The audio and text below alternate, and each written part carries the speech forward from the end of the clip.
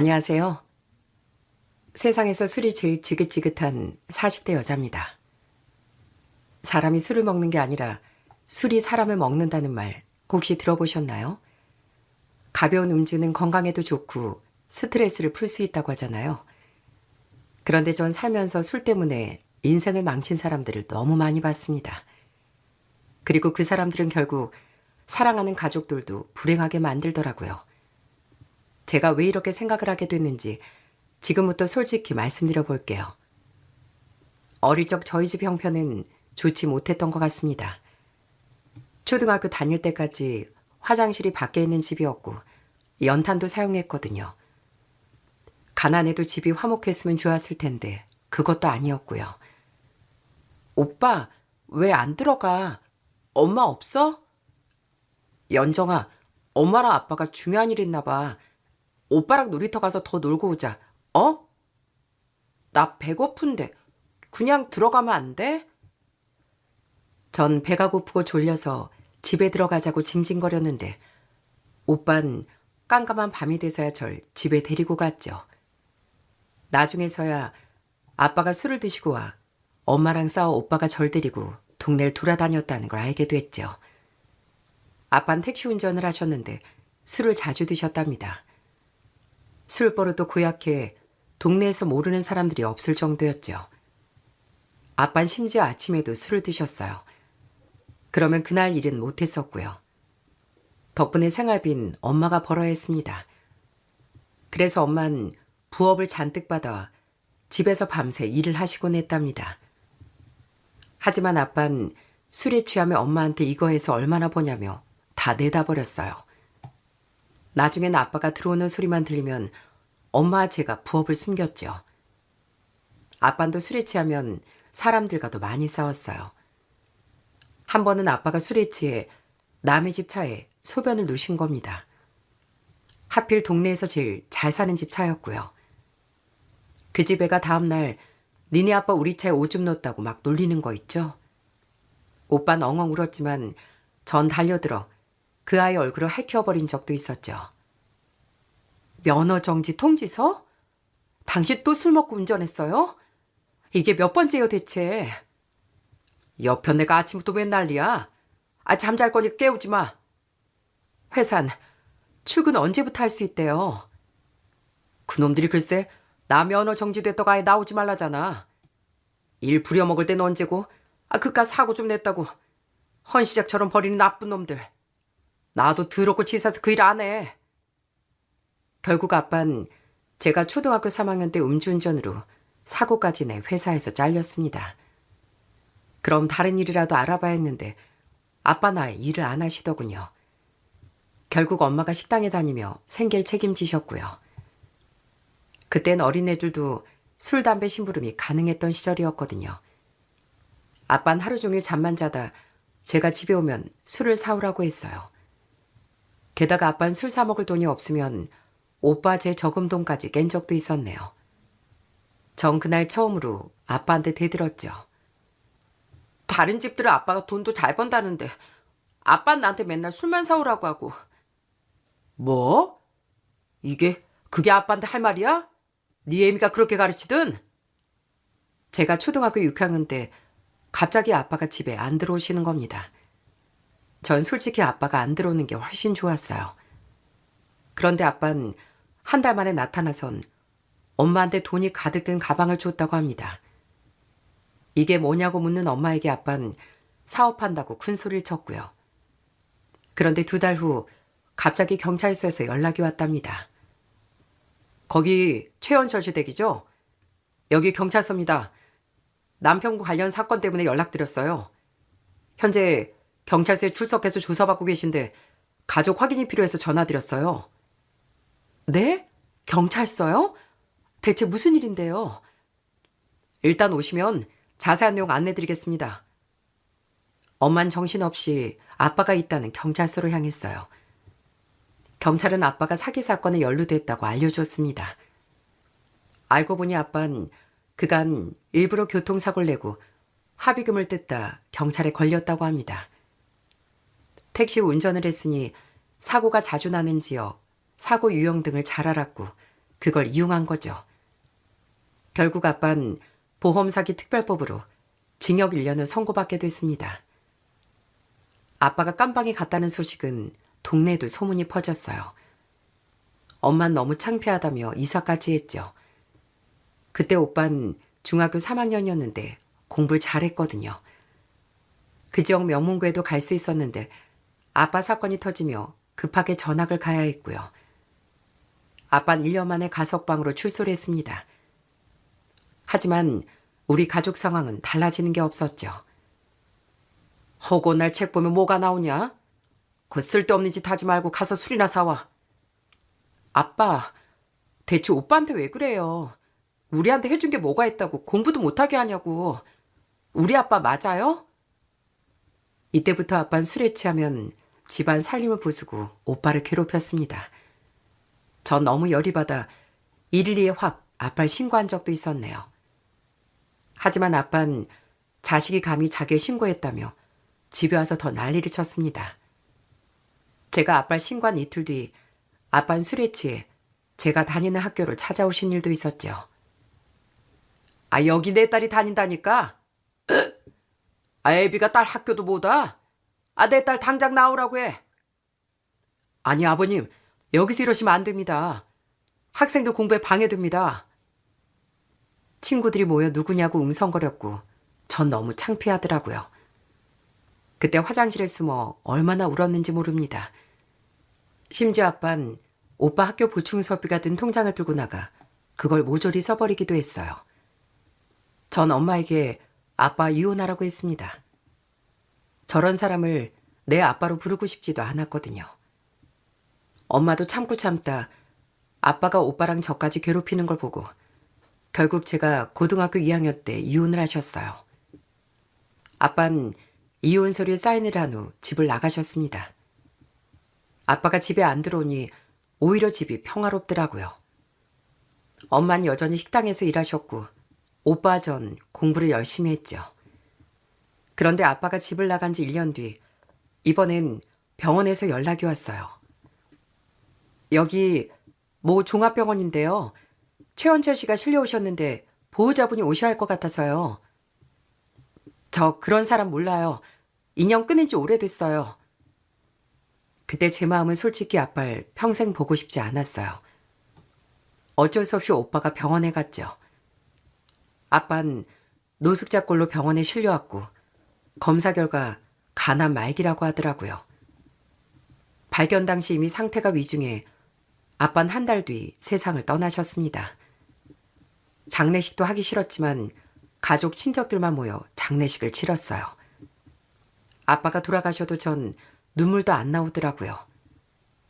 엄마도 오빠도 울지 않았고 오죽했으면 고모들조차 가족들 고생만 시키다 갔다고 혀를 끌끌 찼죠. 아빠가 돌아가신 뒤 우린 예전 생활로 돌아왔습니다. 엄만 돈을 모아 작은 식당을 열었고 오빠 저도 장학금을 받고 대학에 들어갔어요. 생활은 여전히 넉넉지 않았지만 우리 셋은 서로를 아껴주며 열심히 살았답니다. 엄만 인건비를 줄이려고 혼자 일을 하셨어요. 그래서 오빠 전 주말 방학이 되면 엄마 식당에서 일을 도왔네요. 그리고 둘 다 졸업하자마자 바로 취직을 했습니다. 세상에 남편한테도 못 받아본 월급을 이렇게 자식들한테 받아보니 아휴, 너네한테 미안하고 고마워서 어쩌니. 아니에요, 엄마. 엄만 이 돈 받을 자격 충분해요. 앞으로 저희가 더 잘할게요. 오빠 전 첫 월급을 전부 엄마한테 드렸습니다. 그리고 매달 월급을 받으면 생활비 겸 용돈으로 엄마한테 꼬박꼬박 돈을 보내드렸고요. 그런데 엄만 그 돈을 한 푼도 쓰지 않고 통장 2개 만들어 모두 넣어두셨죠. 엄마, 오늘 뭔 날이에요? 표시가 돼 있네. 아무것도 아니야. 어서 출근해. 늦겠다. 아, 알겠어요. 다녀올게요. 저 오늘 회식이라 늦어요.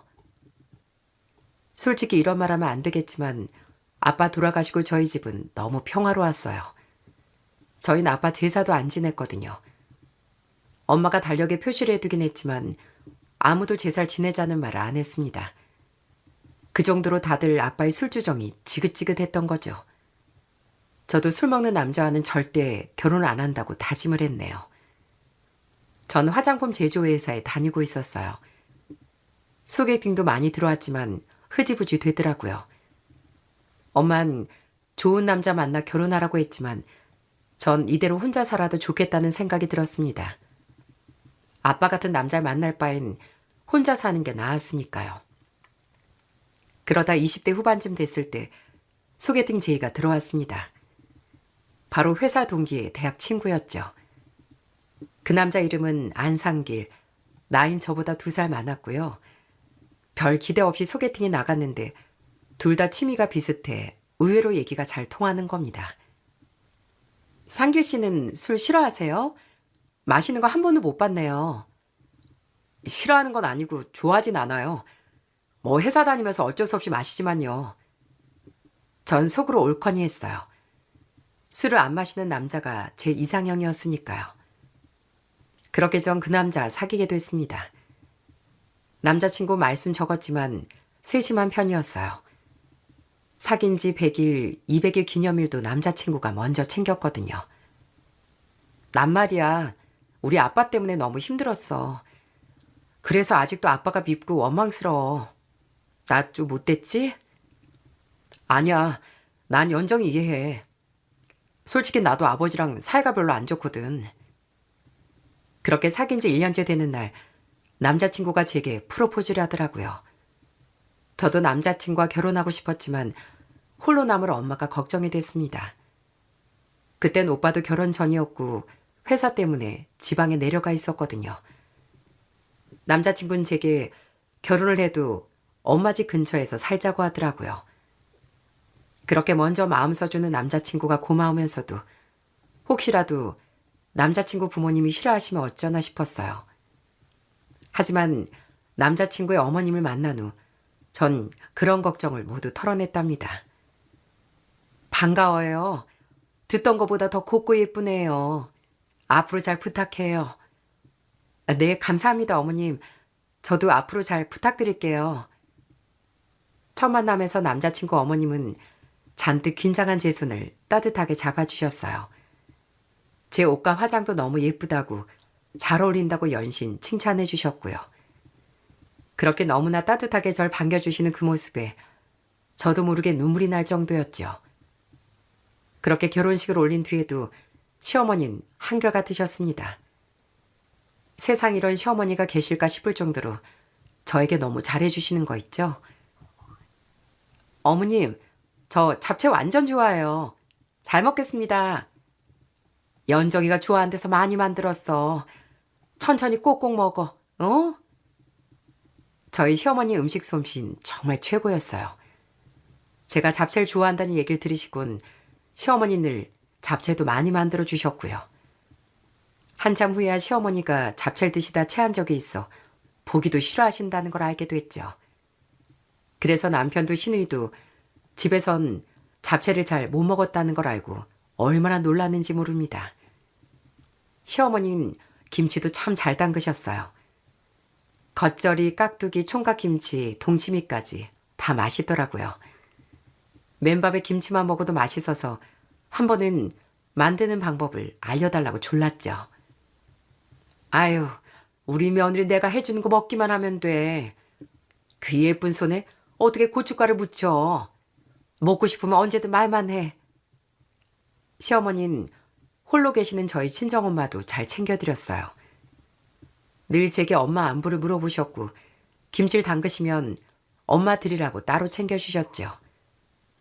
한 번은 저희 엄마가 몸이 안 좋으시다고 하자 직접 식당에 쓸 양념과 채소들을 다 손질해서 보내주신 거 있죠. 전 결혼 후에도 맞벌이를 했습니다. 양쪽 다 넉넉한 형편이 아니라 결혼할 때 온전히 저희 힘으로만 준비했거든요. 시어머니는 그런 절 안쓰러워하시며 많이 도와주지 못해 미안하다고 하셨고요. 아가, 생일 축하한다. 용돈 좀 보냈으니까 너만을 위해서. 알겠지? 아휴, 내가 이런 거밖에 못해줘서 미안하다. 어머님, 100만 원이나 주시면 어떡해요. 저 이 돈 다 못 받아요. 잘 사는 집에 시집 왔으면 네가 더 호강하고 살았을 텐데 내가 미안해서 그러지. 그래도 난 연정이 네가 내 며느리가 돼줘서 너무 고맙다. 전 결혼하고 3년 뒤 첫 아이를 낳았습니다. 일부러 늦게 낳은 건 아닌데 임신이 안 되니 걱정이 참 많았거든요. 하지만 시어머니는 단 한 번도 제 앞에서 손주 이야기를 안 꺼내셨어요. 오히려 무조건 저 하고 싶은 대로 하라고만 해주셨죠. 다행히 첫 아이를 낳고 저희 엄마가 산후조리를 해주시기로 하셨습니다. 그런데 엄마가 갑자기 다리 수술을 하시게 된 거예요. 그래서 시어머니가 버스로 1시간 거리 매일 오셔서 청소도 해주시고 매일 미역국을 끓여주셨답니다. 하루는 산후 우울증 때문인지 새벽에 혼자 울고 있었는데 시어머니가 그걸 보신 겁니다. 아무 말 없이 저를 안고 실컷 울어라, 어른 되는 게 힘들지? 라고 달래주셨어요. 전 그날 시어머니 품에서 얼마나 울었는지 모릅니다. 그 품이 무척 따뜻했거든요. 애 둘 낳고 회사 다니느라 전 명절이나 제사에도 자주 참석을 못했었네요. 하지만 시어머니는 제게 단 한 번도 뭐라고 하질 않으시더라고요. 애들 엄만? 아직도 자? 깨울까요? 아유, 냅둬. 애 키우랴 회사 다니라 얼마나 힘들겠니. 다들 큰 소리 내지 말고 상길이 네가 애들 좀 데리고 놀다 와. 시어머니는 몰래 방에 들어오셔서 전기장판을 켜시고 이불을 꺼내 제게 덮어주시더라고요. 제 등까지 토닥이고 조용히 문을 닫고 나가시는 그 모습을 보며 이불 안에서 얼마나 울었던지요. 그렇게 남편도 성실했고 시어머니도 제게 잘해주시고 저보다 1살 어린 신우도 착했습니다. 애들도 잘 커지고 있었고 더 바랄 게 없었죠. 하지만 집안의 문제는 따로 있었네요. 바로 시부였습니다. 게다가 다른 문제도 아니고 하필 시부의 술 문제여서 더 골치가 아프더라고요. 시부는 평소엔 성격 좋은 중년 어르신 같았지만 술만 드시면 완전히 달라지는 겁니다. 신혼여행 선물로 시부가 친구분들과 나눠두신다며 양주를 사오랬거든요. 그래서 면세점에서 좋은 양주를 사갔는데 시부가 그걸 모두 드시는 겁니다. 속으로 정말 큰일 났다 싶었죠. 이봐, 얼큰하게 김치찌개나 좀 내오지. 뭘 멀뚱멀뚱 보고 있어. 속 터지게 시리. 며느리도 있는데 왜 그래요. 이제 그만 드세요. 아버지, 이제 그만하세요 좀. 거참, 분위기 좋은데 다들 왜 그래. 에라이, 그래 들어오서 안 마신다 안 마셔. 시부가 술주정을 부리면 시어머니는 쩔쩔매고 남편은 늘 짜증을 냈습니다. 그제서야 왜 남편이 아빠를 원망한다는지를 저도 이해하게 됐죠. 시부는 그래도 늘 남편만 좋아하셨어요. 툭하면 내 재산 너한테 다 준다고 했죠. 하지만 신우한텐 여잔 시집가면 그만이지라고 해서 신우이도 시부를 엄청 싫어하더라고요. 아이고 우리 며느리 그래 일하냐? 이 시애비가 기분 좋아서 한잔 했다. 네 아버님 그러셨어요? 근데 제가 좀 바빠서 끊을게요. 아버님 나중에 뵐게요. 전 시부가 저한테 술주정할 때마다 모두 대받아쳤습니다. 하지만 시부가 시어머니에게 행패 부리는 건 점점 참기가 어렵더라고요. 하지만 친정엄마한테 하든 말할 수도 없고 시어머니도 저보기 민망해하셔서 모른 척하고 그냥 넘기곤 했죠. 하지만 시부는 술 문제 외에도 더 큰 문제가 있었답니다. 어머님, 저예요. 문자 못 보셨어요? 오늘 저녁에 가도 되죠? 연정아, 그래, 오늘 내가 몸이 좀 안 좋아서. 어머님, 지금 우세요? 무슨 일 있으세요? 결혼한 지 8개월 정도 지났을 때였어요. 대체 무슨 일인가 싶어 퇴근하고 전 바로 시댁으로 향했죠. 알고 보니 세상에 시부가 바람을 피우고 있다는 겁니다. 그것도 같은 동네 사는 여자랑요. 시부는 예전에도 몇 번이나 바람을 폈다고 했어요. 마침 시부가 집에 들어오시길래 전 참지 않고 시부에게 이렇게 말했습니다. 세상에, 아버님 바람도 피세요? 저 이번 한 번만 진짜 딸처럼 얘기할게요. 아버님, 그러시는 거 아니죠? 술 드시고 바람까지 피시는 게 말이 돼요? 어머님처럼 착하고 자식 잘 키우고 내조 잘하는 여자가 어딨다고요? 뭐? 아이, 당신은 며느리한테 왜 쓸데없는 소리를. 암튼 그건 네가 끼어들 일이 아니야. 시부는 제게 참겨 말라고 했지만 전 그 이후 시부를 아주 달달 볶아댔어요. 시부에게 시간마다 전화를 걸었거든요. 아버님, 어디세요? 저 영상통화 좀 걸게요. 아버님 혹시 또 그 여자랑 같이 있는지 해서요. 같이 계심 제가 지금 쫓아가려고요. 아니, 너 대체 왜 이러냐? 아, 바쁘니까 끊어. 하지만 전 멈추지 않았습니다. 그런 시어머니를 두고 어떻게 바람까지 피나 싶어 잠도 안 오는 거 있죠? 그래서 계속 시부를 닥달했죠. 아버님, 식사하셨어요? 설마 그 여자랑 같이 드시는 거 아니죠? 아니, 그 여자도 날 그렇게 먹었는데 사리 분별이 그렇게 안 된대요? 아니, 왜 화를 내세요? 제가 뭐 틀린 말 했나요? 제가 계속 전화를 해대니 나중에 아예 시분 제 전화를 안 받더라고요. 하지만 제가 포기하겠습니까? 전 회사 전화로 시부한테 전화를 했습니다. 아버님, 저예요. 아니, 끊지 마시고요. 아직도 그 여자분하고 헤어지지 않은 건 아니죠? 아버님 자꾸 그러시면 저 진짜 아버님 안 봐요. 주변 사람들이 며느리 왜 안 오냐고 하면 뭐라 하실 거예요? 내가 바람나서 며느리가 화나서 안 온다고 하면 다들 저를 욕하겠어요? 뭐? 예, 그만 좀 전화해라. 넌 바쁘지도 않냐? 저 진짜 바빠요. 바쁜데요. 아버님 바람 피우고 있다고 생각하니까 일을 못 하겠어요. 계속 그렇게 바람 피심 저 아이 휴가 내고 그 여자 집 앞에 들어놓을 거예요. 그 여자 땡땡 아파트 모동 땡땡호에 살죠? 제가 이미 다 알아냈어요. 사실 제가 이렇게까지 한 이유가 있었네요. 시어머니는 시부가 그렇게 술을 먹고 바람까지 피는데도 이혼을 안 한다고 하셨거든요. 전 너무 답답했어요. 그렇게 사람 좋은 시어머니가 대체 왜 시부 같은 남자랑 같이 사는지요. 아휴, 지금이야 저러고 살지만 젊었을 땐 안 그랬다. 내가 부모님 일찍 여의고 고아처럼 자랐거든. 우리 시댁에서 고아라고 엄청 날 반대했는데 집에서 뛰쳐나오더라. 그러다 둘째 중학교 때 내가 유방암에 걸렸었지. 그런데 회사 다니며 돈 벌고 애들 학교 보내고 내 병원까지 와서 병간을 다 해내더구나. 주변에서 나한테 복 받았다고 할 정도였어. 근데 세월이 뭔지 저렇게 내 속을 썩여도 나한테 그렇게 잘하던 그 모습이 생각이 자꾸 난다. 그렇게 시어머니랑 가족한테 잘하던 시부는 시어머니 몸이 나아진 지 얼마 안 돼 회사가 어려워져 권고사직을 당했다고 합니다. 그때부터 사업한다고 설치더니 갈수록 집에 늦게 들어오고 술주정도 심해졌고요. 시어머니는 그런 시부의 모습에도 과거에 잘해주던 모습을 잊지 못하고 계셨던 거죠. 그리고 언젠간 시부가 나아질 거라고 굳게 믿고 계셨고요.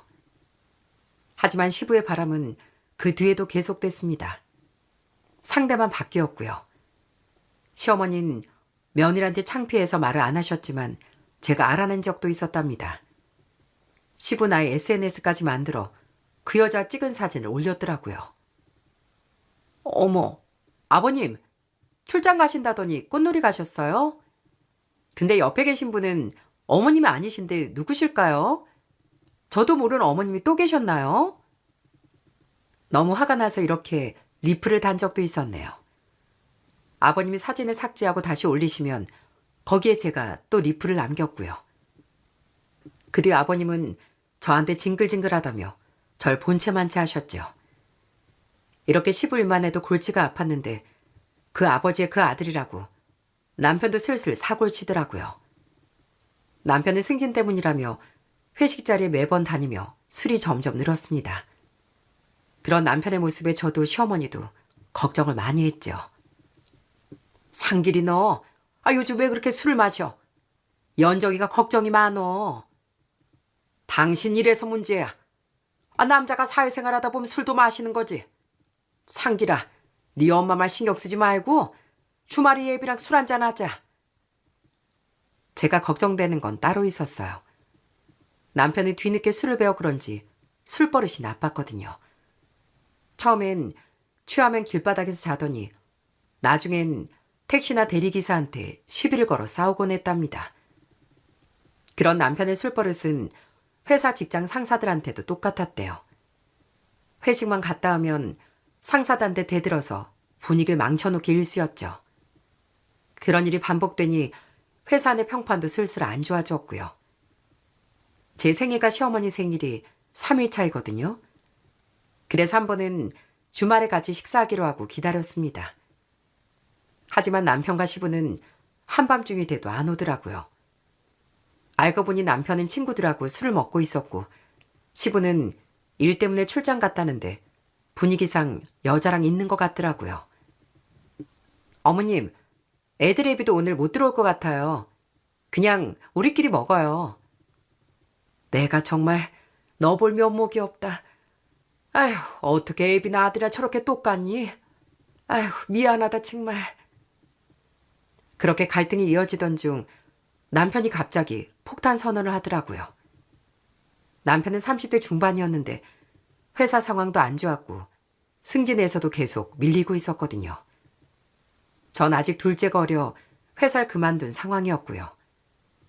상황이 그랬으니 회사에서 더 버티라고 다독였지만 남편은 말도 없이 회사를 그만두고 왔더군요. 나랑 상의도 없이 회사를 그렇게 그만두면 어떡해. 내가 사표 낸다 하면 당신이 그러라고 했겠냐? 그리고 난 뭐 생각 없이 그런 줄 알아? 전 남편이랑 한바탕 싸웠습니다. 하지만 남편은 퇴직금도 있고 권고사직 위로금도 있으니 걱정 말라고 큰 소리를 치더라고요.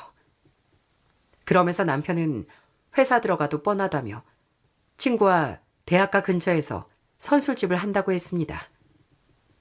절대 안 돼. 차라리 당신 집에서 살림하고 애들 봐. 내가 나가서 돈 벌 테니까.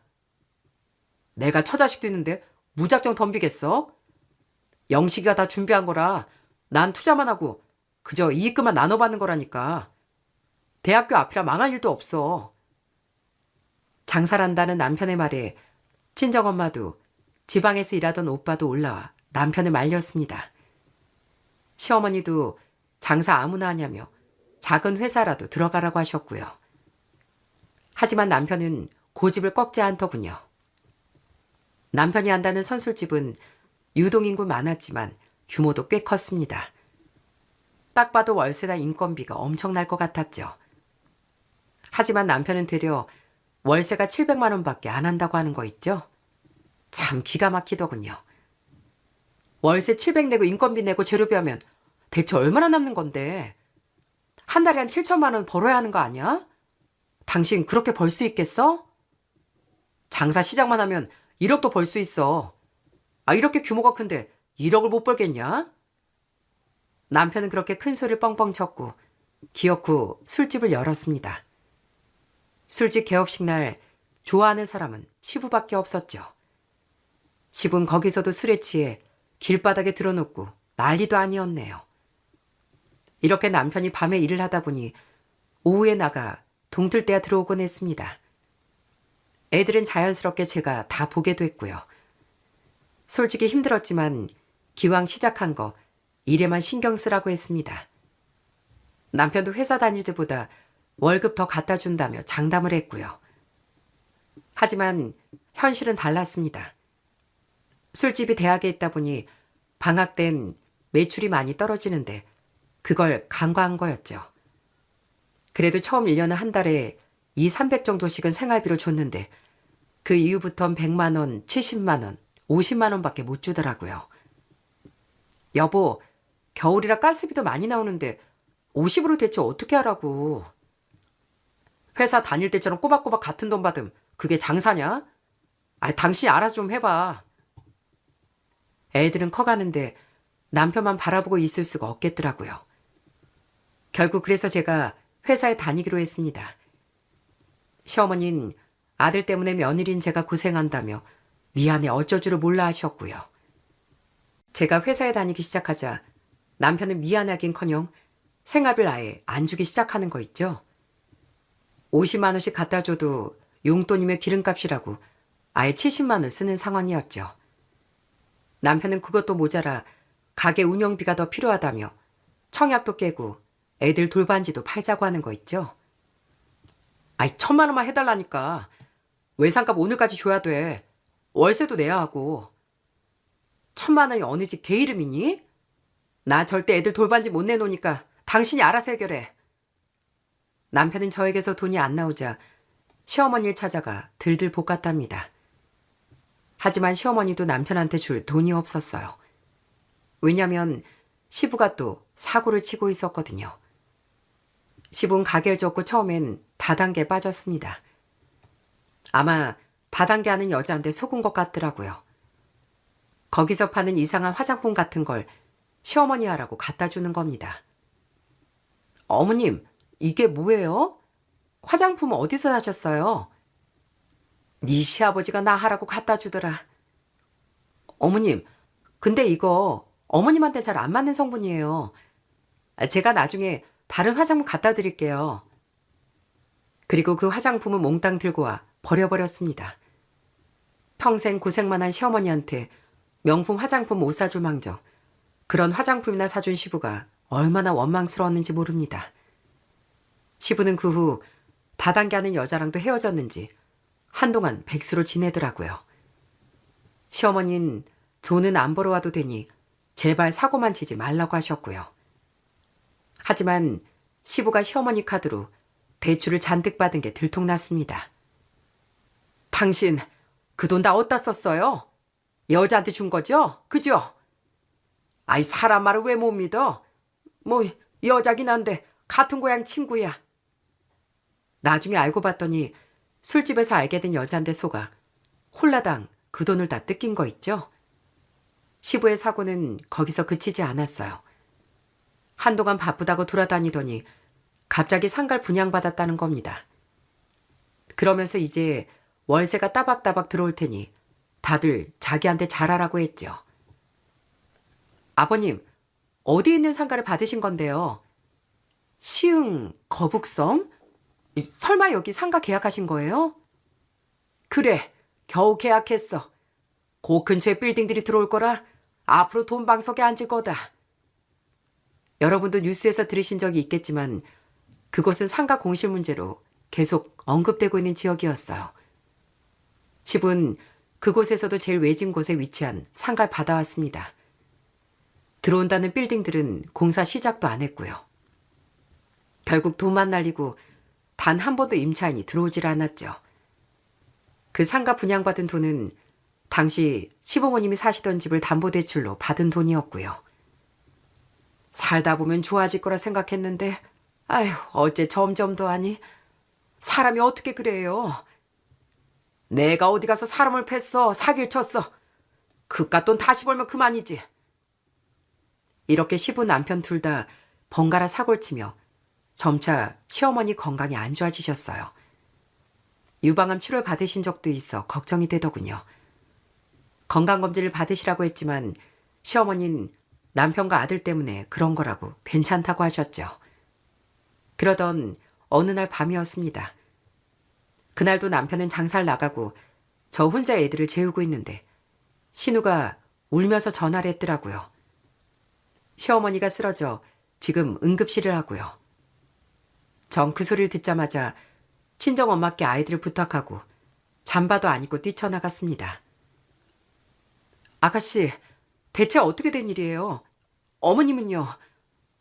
언니, 어떻게 해요, 우리 엄마?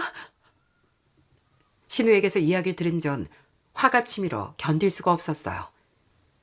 그날도 시부는 술에 취해 집에 들어와 주정을 부리셨답니다. 그 주정을 말없이 받아주시던 시어머니가 주방에서 쓰러지셨고요. 하지만 시부는 그것도 장난인 줄 알고 시어머니를 그대로 내버려뒀답니다. 나중에야 들어온 신우가 발견해 119에 신고해서야 시어머니는 병원에 오실 수 있었고요. 그때까지도 시부는 아주 술 취해 자고 있었다네요. 오열하는 신우를 달래고 전 일단 의사를 기다렸습니다. 스트레스 때문에 그러신 거라고 생각했어요. 하지만 의사에게서 저희 시어머니의 병명을 들은 전 주저앉을 수밖에 없었죠. 검사 결과 갑상선 암입니다.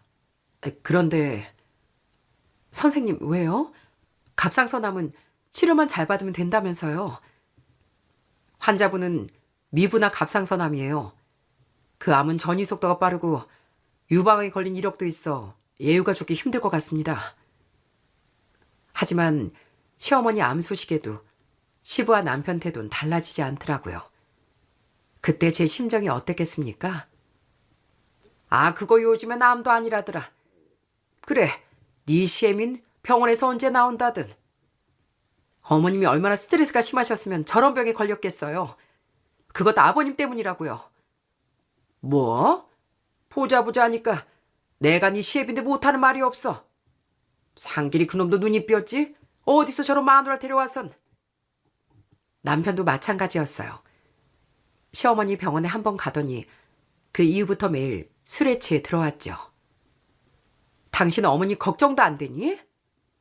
엄마 목소리 괜찮기만 하더만. 당신이 갈 거 아니야. 난 가게 봐야 돼. 그러고도 아들이야? 지금 이 와중에 술집이 더 중요해? 엄마 저러고 있다고 뭐 나도 가서 질질 짜 그럼? 그럼 네가 또 난리 칠 거잖아. 결국 시어머니 병간호는 저와 시누이가 도맡았답니다. 소식을 들은 친정엄만 시어머니가 좋아하는 음식을 싸들고 병문안으로 오셨고요. 저희 친정오빠도 절 통해 병원비에 보태라며 돈을 보냈습니다. 내가 참 사돈댁에 면목이 없다. 상길이도 그렇고 네 시아버지도 그렇고 그래도 하늘이 내가 불쌍했나 보다. 이렇게 너같이 착한 며느리를 다 보내주고. 시어머니랑 부둥켜 안고 전 눈물을 흘렸습니다. 그리고 그때 전 남편과 이혼해야겠다고 생각했어요. 돈은 벌면 되고 술버릇은 제가 고치면 되니까 참았거든요. 하지만 시어머니가 편찮으신데도 사람 노릇 안 하는 건 견딜 수가 없었어요. 어머님 병원비 중간 정산해야 돼. 당신 이제라도 마음 잡고 어머니한테 잘해. 내 말 무슨 뜻인지 알겠어? 병원비? 우리가 그럴 돈이 어딨냐? 아버지한테 달라고 해. 아니면 대출을 더 받든가. 사랑 같지도 않은 남편과 더 말 섞기도 싫었네요. 예상은 했지만 그래도 전 혹시나 싶어 시부에게 병원비를 어떻게 할지 물어봤습니다. 근데 대답은 역시 가관이더군요. 병원비를 왜 나한테 물어보냐? 너희가 알아서 해야지. 그래도 남편의 아버지니까 예의를 갖춰야 한다는 생각은 그때 싹 없어지더라고요. 더 들어봤자 제 귀만 썩을 것 같아 전 아무 말 없이 신우와 의논해 병원비를 처리했습니다. 그렇게 시어머니는 6개월간을 투병하다 끝내 제 손을 잡고 돌아가셨어요. 우리 며느리 고맙다. 시어머니는 이렇게 딱 한마디만 남기고 세상을 떠나셨습니다. 28살에 시집와 40살이 될 때까지 12년간 아끼고 사랑해준 시어머니의 모습이 떠오르고 오래 사시지 못한 게 안타까워 장례식장에서 전 내내 통곡을 했네요. 여기 술 좀 더 내와. 이 술이 다 내 눈물이야. 내가 마누라 보내고도 눈치 보며 술 마셔야겠어? 시분 장례식장에서도 그렇게 술만 퍼마셨습니다. 조문 온 친척들 지인들도 다 혀를 찰 정도였네요. 제 남편은요, 그 아버지 그 아들이라고 똑같더라고요. 여보, 일어나. 지금 어머니 입까지 가야 돼. 정신 좀 차려봐. 나 너무 피곤해. 그동안 밤샜더니 나 딱 10분만 더 잘게. 남편은 피곤하다며 대기실에 가서 코 골고 잠만 자더라고요. 확 찬물이라도 들이붓고 싶었죠. 하지만 시어머니 장례식이어서 참고 또 참았습니다. 그리고 어서 모든 걸 정리하겠다는 생각이 확고해졌죠. 그렇게 시어머니 장례를 마무리하고 시댁에가 유품을 정리하고 돌아오는 길이었어요. 갑자기 남편이 제게 시부를 모시고 살자고 하더라고요. 우리 아버지가 엄마 가시고 나서 식사도 못하고 너무 힘들어하시는 것 같단 말이야. 뭐? 넌 네 아버지가 슬퍼서 밥을 못 드신다고 생각하니? 밥상 차려줄 사람이 없으니까 그런 거겠지. 넌 무슨 말을 그따위로 하냐? 네가 아빠 원망한다고 나도 그렇게 살아야 해? 당신 지금 그걸 말이라고 해? 아버님 술 취해서 어머님 낙골당 오시는 것도 안 보셨어. 어머님 불쌍하다는 생각은 안 해? 그렇게 남편과 전 싸우기 시작했어요. 하지만 남편은 제게 사람돌이까지 운운하며 시부를 집으로 모셔와 같이 살아야겠다고 계속 우겨대는 거 있죠? 당신 시아버지 봉양 안 할 거면 도장 찍어. 그런 며느리 필요 없고 난 그런 아내가 필요 없으니까. 이혼? 너 방금 이혼이라고 분명히 말했지? 오케이. 전 남편 하는 말이 웃기기까지 했습니다. 그래서 안방으로 들어가 서랍에서 서류 하나를 꺼내 바로 그걸 남편 면상에 들이밀었어요. 서류를 본 남편 얼굴은 곧 하얗게 질리더군요. 당신 이게 뭐야? 이혼 서류? 언제 사인까지 했대? 넌 그렇게 이혼이 쉽냐? 쉽기는. 안 그래도 나 너한테 이혼하자고 하려고 했어. 왜? 내가 뭐 돈 못 벌어서 그래? 내가 그랬지. 돈은 못 벌어도 된다고. 그런데 난 네가 사람이 아니어서 싫어. 자기 엄마 아프신데도 한 번 걱정도 안 하는 게 사람이야? 야, 무슨 그런 걸로 이혼을 하냐? 나도 슬펐다고. 전 그간 쌓아온 분노를 모두 터뜨렸습니다. 사실 남편은 가게 차리면서부터 애들한테 거의 관심도 없었거든요. 오히려 지방에 사는 저희 친정오빠가 애들을 더 많이 챙겨줬죠.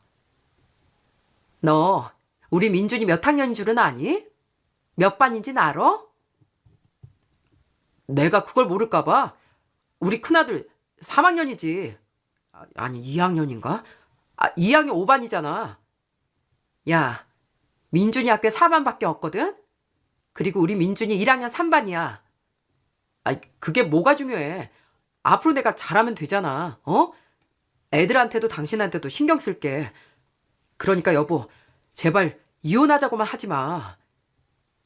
남편은 앞으로 자기가 더 잘하겠다고 빌고 빌었지만 소용없는 일이었죠. 솔직히 짐 챙겨주기도 싫더라고요. 난 너랑 이혼할 거야.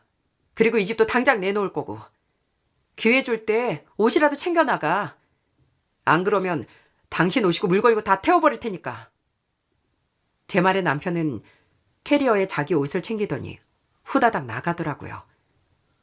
나가면서도 화 풀리면 연락 달라는데 참 기도 안 찼습니다.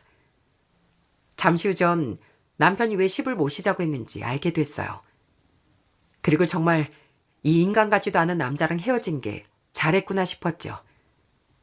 남편이 짐을 챙겨 나간 지 몇 시간 후 시부한테 전화가 걸려오는 겁니다. 내 방은 안방으로 할 테니 짐 좀 치워놓거라. 난 바닥에서 못 자니까 침대 하나 들여놓고. 네? 저희 집 안방에서 지내신다고요? 그래. 내가 집 팔아 상길이 가게 투자하기로 했다. 얘기 못 들었냐? 아버님, 방금 저 이혼하기로 했거든요. 그러니 저희 집에 못 오시겠네요. 그런데 시부가 이혼 얘기를 듣더니 난리를 치는 겁니다. 시어머니 죽자마자 이혼하냐는 둥, 네가 아주 시어머니 죽길 기다렸다는 둥 막말을 내뱉는 거 있죠? 그래서 저도 똑같이 돌려줬죠. 안 산 게 그놈 사람 되긴 긁는 것 같아서요. 그 아버지 그 아들이니까 아버님이 한번 잘 키워보세요. 전 이쯤에서 물러납니다. 이제 연락하지 마세요. 그동안 아버님 사고 친 것도 아주 지긋지긋했거든요. 시부 전화 끊고 나니 왜 남편놈이 갑자기 그런 소리를 했는지 알겠더라고요. 그때 남편과 동업하던 친구가 술집이 어려워지니 지분을 뺀다고 했거든요. 하지만 남편은 꼴에 그간 사장 소리 듣고 살았다고 회사는 다니기 싫어하더라고요. 그래서 지 아버지한테 돈 받아 아예 가게 사장이 되려고 했나 봅니다.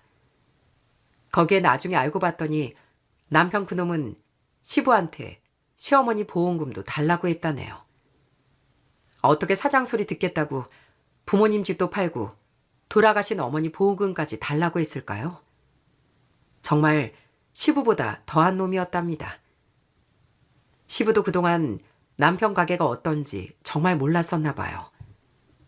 그런데 제가 이혼을 선언하자 남편도 당황했나 봅니다. 하지만 이미 시부는 집을 팔아버린 상태였죠. 그래도 팔은 안으로 굽는다고 시부는 제 욕을 해대며 아들한테 이혼 잘했다고 했답니다. 그렇게 남편은 자기 아버지를 구워 삶아 기어코 돈을 받아냈고요. 이거 내 전 재산이다. 다달이 원금이랑 이익금 주는 거지? 아이, 그럼요, 아버지. 투자한 거 후회 안 하시게 제가 잘 챙겨드릴게요. 하지만 하필 그때가 마스크 시국이었어요. 그때 밖에서 술 먹는 사람들이 거의 없었잖아요. 대학들은 대면 수업도 중지했고요. 그래서 말 그대로 손님이 뚝 끊겼답니다.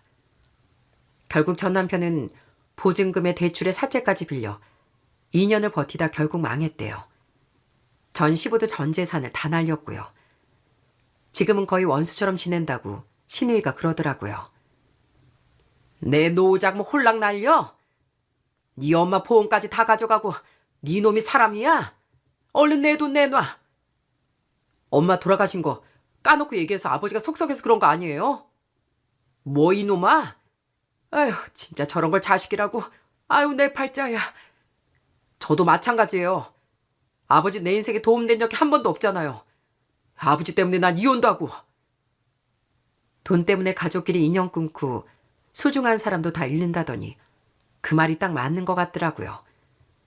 듣기로 전 시부는 집에서 술만 마시며 그렇게 아들 원망을 하고 있다네요. 전 남편은 대리기사며 일용직을 근근히 하고 있고요. 전 결국 남편과 이혼했습니다. 협의 이혼으로 끝내고 싶었는데 이 인간이 절대 사인 못한 데서 결국 소송을 걸었죠. 전 양육권과 친권을 받았지만 재산은 전 남편이 술집 차린다고 다 빼가서 뭐 나눌 것도 없더라고요. 결국 지금 사는 집만 받기로 했네요. 그런데 전 남편은 제게 1년 동안 양육비를 안 주더라고요. 그래서 참다 2달 전 최후 통첩을 했답니다. 밀린 양육비 내가 앞으로 딱 3개월만 기다린다. 그 이후론 나라 법대로 할 거야. 나 빚에 아버지 생활비까지 버느라 정말 돈이 없어. 여보, 나 좀 봐주라. 당신도 돈 벌잖아. 망했다고 애비 노릇도 안 하냐? 난 분명히 말했어. 밀린 거까지 싹 보내. 요즘엔 양육비를 안 주면 국가에서 통장 압류, 부동산 압류, 운전면허 정지, 출국 금지까지 내려진다고 해요. 혹시 모를까봐 문자 메시지로도 알려줬으니 무슨 수를 써서라도 주겠죠. 저도 1년을 참은 거면 많이 참은 거니까요. 한편 전 회사 다니며 애들 키우느라 바쁘게 살고 있습니다. 다행히 친정엄마가 근처에 사셔서 도움을 받고 있답니다. 얼마 전 김치를 먹는데 돌아가신 시어머니 생각이 많이 나더라고요. 앞으로 먹고 싶을 때 언제든 말만 해, 우리 며느리. 우리 며느리 김치는 내가 평생 책임지마. 그 말씀을 하며 웃으시던 시어머니가 생각나 눈물이 펑펑 났습니다. 그렇게 착하신 분이 좋은 남편, 착한 아들 만났으면 얼마나 좋았을까요? 아직도 전 시어머니 생신이나 제삿날이 되면 꼭 낙골당에 들려 인사를 드리고 옵니다. 친정엄마도 시어머니 이야기를 자주 하세요. 저라도 애들 잘 키워야 시어머니가 하늘에서 안심하실 거라고 열심히 살라고 당부를 하시더라고요. 친정오빠도 시간 날 때마다 와서 절 도와줍니다. 아들이 둘이라 가끔 저 혼자 막막할 때가 있었는데 친정오빠가 곁에 있어 다행입니다. 전 시누이한 가끔 연락을 하고 있네요. 시누이는 시어머니가 돌아가시고 친정과 아예 연을 끊었거든요. 전 남편과 이혼했다는 소식을 들었을 때도 시누이가 제게 잘했다고 하더라고요. 이 사연을 들으시는 분들 중에도 저희 집처럼 부모님, 자식 혹은 배우자의 과도한 음주 때문에 고생하는 분들도 계시겠죠. 특히 마스크 시국이 끝난 후 이른바 혼술, 혼자 술을 마시는 사람들이 많이 늘었다고 합니다. 전문가들은 하루 적정 알코올 섭취가 소주 한 잔, 맥주 500ml라고 하더라고요. 특히나 술은 건강상의 문제뿐 아니라 고립감, 우울감, 폭력성을 강화시켜 주변인들과의 마찰이 일어나기 쉽다고도 하고요. 제가 이 사안을 쓰면서 한 가지 느낀 게 있습니다. 저희 아빠, 전 남편, 전 시부가 다 그렇게 된 건 술 때문이 아니라 술을 제어하지 못하고 헛된 욕심을 부린 그 마음 때문이라는 것을요. 하루의 고된 일과가 끝나고 기분 좋게 마시는 술 한 잔은 행복이 될 수 있겠지만 그게 과도해지면 결국 모두의 불행이 되는 것 같습니다. 내가 힘들고 답답하다고 마신 술이 결국 내가 사랑하는 가족들까지 모두 불행하게 만든다는 걸 다들 유념하셨으면 좋겠습니다. 제가 앞서 말씀드렸지만 사람이 술을 마셔야지 술이 사람을 집어삼켜서는 안 되는 일이잖아요. 작은 즐거움이 큰 불행이 되지 않도록 조심 또 조심하시길 바랍니다. 솔직히 주변 사람들한테 창피해 제 이야기는 누구한테도 해본 적이 없는데 이렇게 오늘 여러분께 털어놓으니 속이 아주 시원합니다. 지금까지 제 이야기 들어주셔서 정말 감사합니다. 모두들 오늘도 행복한 하루 보내세요.